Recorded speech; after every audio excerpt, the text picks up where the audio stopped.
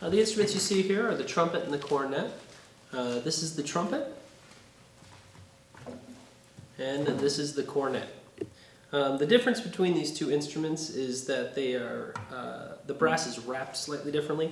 So as you can see, the trumpet is a little bit longer, the bends are more extreme, whereas the cornet, everything is wrapped a little more circularly. Bends aren't quite as extreme as you see on the trumpet. Now, putting the mouthpiece into the trumpet is fairly simple. You take the mouthpiece, you put it in, do about a half turn. Same idea for the cornet. Notice the mouthpiece on the cornet is going to be a little bit different than the mouthpiece on the trumpet. Mouthpiece on the trumpet sticks out further. Cornet is much closer to the lead pipe. It's a little bit smaller mouthpiece lengthwise. Okay, in order to take the mouthpiece out, twist a half turn, pops right out. So the trumpet and the cornet are exactly the same length, even though they're wrapped differently, so they're shorter. The cornet's shorter. So you get the same sounds. We highly recommend, especially up through 8th grade, that students stick with the cornet. It's usually easier to produce a very, very good tone quality, and it helps students play in tune much better. They sound fairly similar. Mr. Chilston and I will give a little side-by-side demonstration.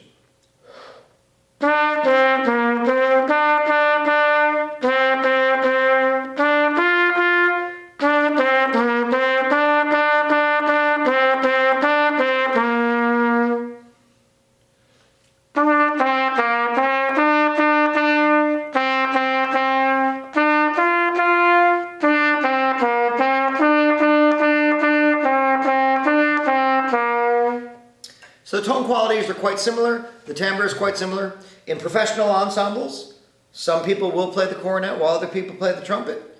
Up through middle school, cornet is usually a more comfortable choice for our musicians, but either one will work in our ensembles. So now Mr. Chilston is going to talk a little bit about oiling the valves. In order to oil the valve, what you're going to do is you're going to have your student loosen the valve cap, which is this part right here. It just unscrews. And they're going to pull the valve out just a little bit. And the part that you're going to actually oil is this silver part of the valve here. You don't want to get any oil up in here. It's not really going to do anything. We do suggest that the student does not pull the valve all the way out. And we also suggest that you don't do multiple valves at the same time and pull them out. Each valve is unique. And if you get the valves mixed up, then that becomes an issue for the student because they won't be able to play the instrument. So you're going to pull the valve out just a little bit, and then just a couple of drops on each side. Okay.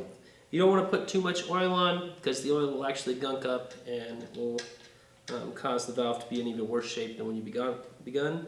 So you put the valve in and screw the cap on maybe.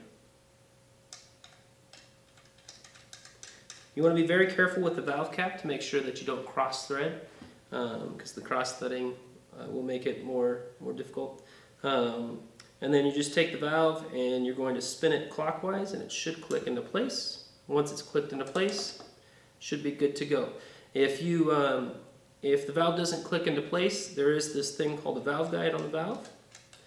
And if you look on the instrument, this little white thing right here is the valve guide. And inside the valve is actually a little divot. You can line up that valve guide with the divot and also get the same effect as the twisting. For the daily care and maintenance for the instrument, you're going to want to have your student make sure that your student checks each valve cap. Just twist them back and forth, make sure they turn, and then that helps to get rid of any corrosion or stop any corrosive buildup. That will eventually freeze the caps, and then you have to take it into a music store to get it repaired or take it to your band director. The other thing that you want to make sure is that the slides move nice and easy.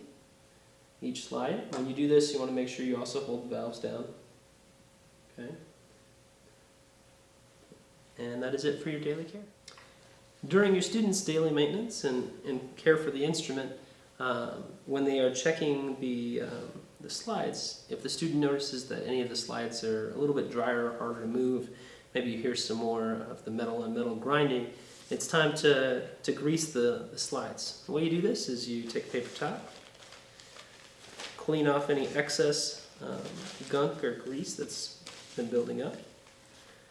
Then you take our slide grease, which is right over here.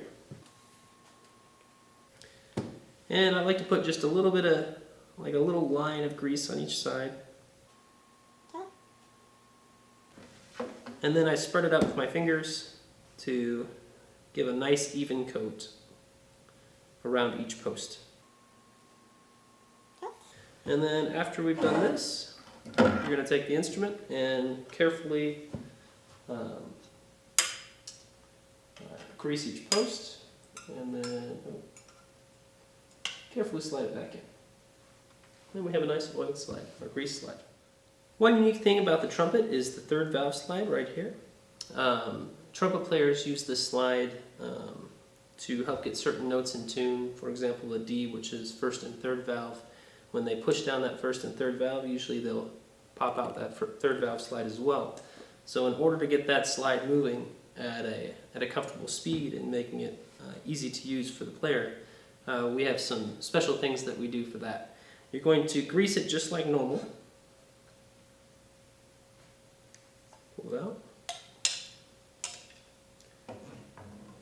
So you grease it just like normal, and most trumpet slides are going to have a post on this side, and they're going to have a post on the actual instrument. So just clean it off real quick.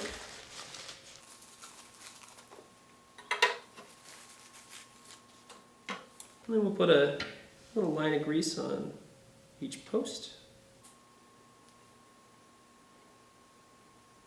And then spread it out with our fingers.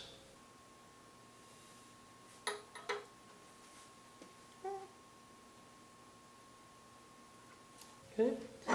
And then your student's going to notice that when they put the slide back in, it's going to be a little bit trickier to move. The grease is going to make it a little bit stiffer. In order to counteract that, what we do is we put just a drop or two of valve oil on each of the posts, and you can do that until the slide starts to move easier. And you do that until you're comfortable moving the slide. And each student's going to be a little bit different. But we want that slide to move nice and easy so that the student isn't having to put a lot of pressure or tension in their fingers in order to move that slide.